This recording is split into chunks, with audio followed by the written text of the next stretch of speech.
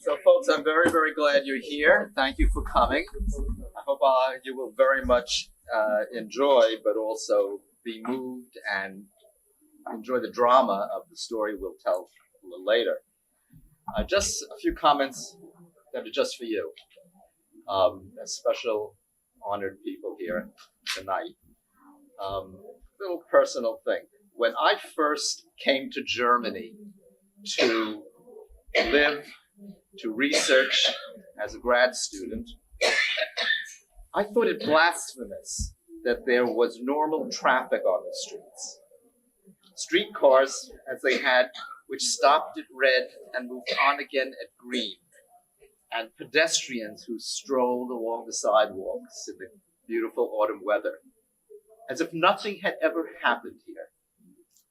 I thought, surely all Germans and all of Germany should pause, perhaps every day, for 1 minute of silent self-reflection before moving on with business as usual. Now, this was 1980, so it wasn't that long after the war.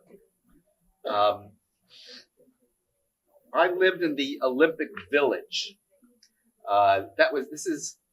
It was built on what was, and the whole Olympic complex, including all the stadia and the village for the students or the participants to live, were on what was called the Schuttberg at one point. Schutt means rubble.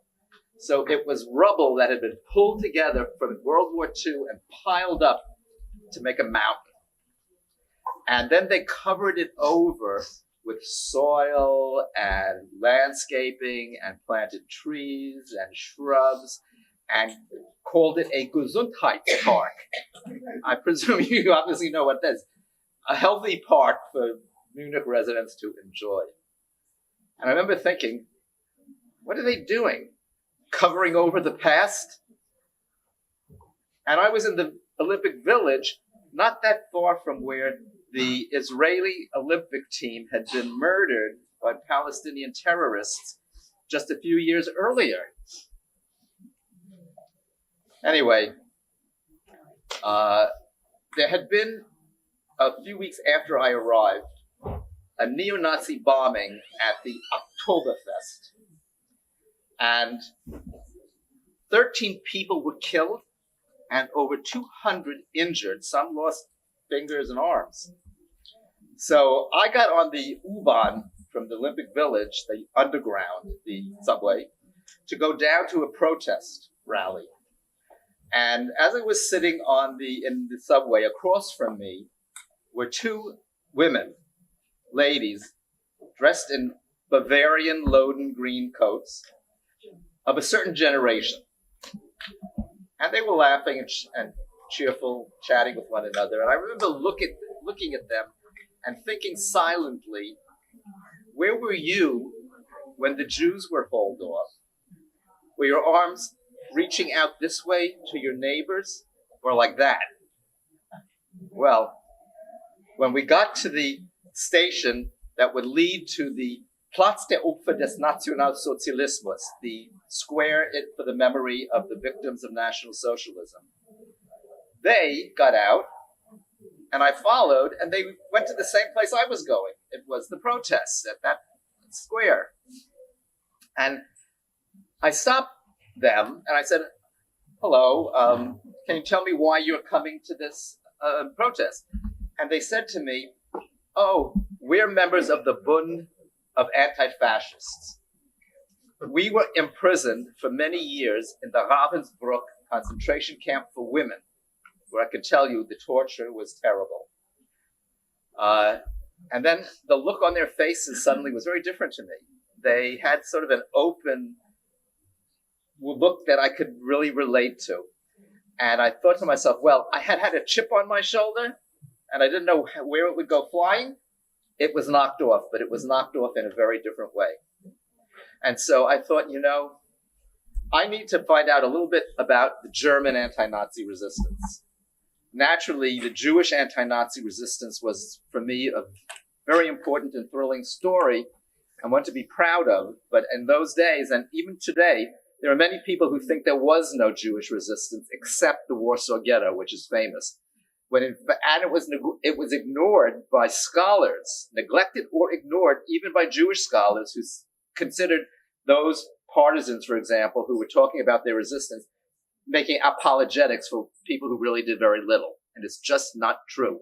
I've since researched that. I do a whole multimedia program on the incredible scope of Jewish anti-Nazi resistance and the difference between fanaticism, such as Hamas, and the true courage of the Jews then, who didn't take any innocent lives and who had not a nihilistic vision of the world, but a life-affirming vision, hoping that they would live on or that they would be symbolic for those knowing about them afterwards who survived.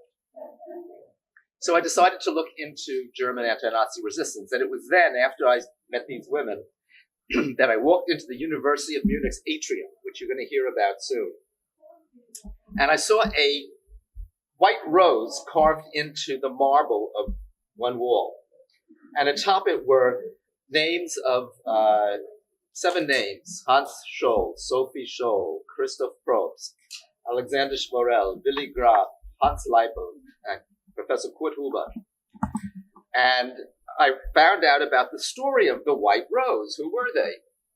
And it turns out that they, well, you're going to find out soon.